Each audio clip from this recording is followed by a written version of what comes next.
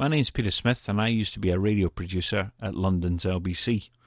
One of the programmes that I produced had a very special guest on it. His name was John Starkey. He was a psychic. We called him the amazing John Starkey, and you're about to hear why. Just before we let you hear a little clip of John Starkey, it's probably helpful to know how the programmes were made. John had a weekly 1 hour slot on LBC. He would come in about 10 to 15 minutes before his slot. We'd settle him down in the studio, and the phone lines would already be ringing. In fact, a lot of calls. Over 60,000 in an hour. The producer's job was to sit there, pick up the phone calls as they came in. We asked the person their first name and what part of London they were from. Then we put them through to the studio. Here he is, the amazing John Starkey. London's LBC 1152. It's the Paul Henry Show. What are you laughing about, I'm Paul? laughing at your How news. are you laughing? Your news reading skills, mate. It's the way it's written. All the words were there. They just went in the right order, were they? If you'd like to speak to John Starkey, our resident clairvoyant, the number to call is 0171 1152. Let's sweep you to Hillingdon and Amanda. Hello, Amanda. Hello there. Hello, Paul. Hello, John. Hello, Amanda. How you doing? I'm fine, thanks. Yeah, I'm good. Good. Nice to talk to you. You haven't done the ironing, though, have you? I haven't. I don't like it. No. I can see, I don't know whether they're tops or what, but I can see something white there that actually you're due to wear quite soon. And I'm wondering, should you be preparing that, perhaps? Maybe I should. Why don't you like it?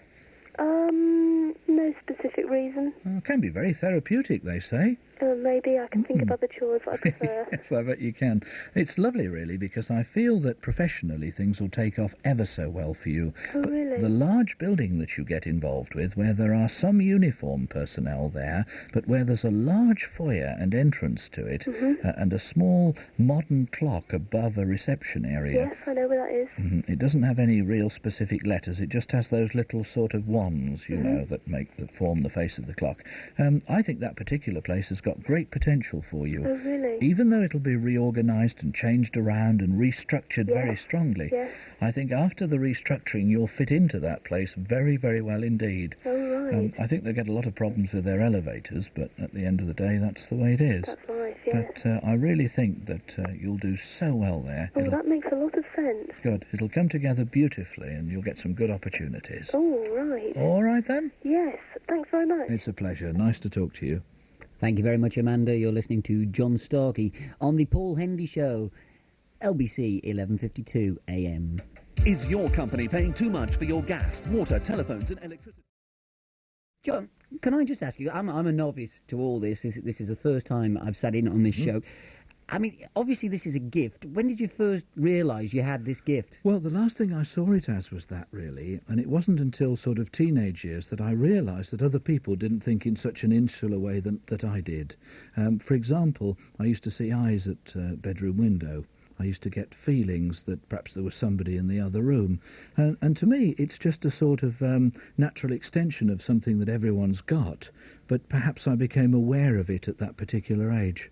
So, I mean, do you see pictures and do you smell things? Do you feel... When you say the guy who had the bad knee, do you feel pain in your knee? I definitely smell things. That can be very clear sometimes. The seeing is done in a kind of visualising kind of way. It's almost as if I listen to the voice of the caller and not try to imagine what they look like, then strong pictures will come into the mind.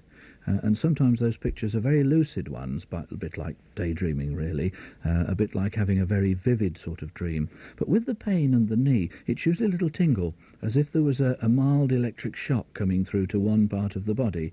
And that often happens way into the call. I may have been talking to somebody for a few seconds or perhaps a minute, and then something will just radiate. I think it was Norman, where there was something to do with the shoulder that started to radiate, and then that knee came in. But it's never a specific pain or taking on the condition of the person. It's just a little feeling that comes into the picture.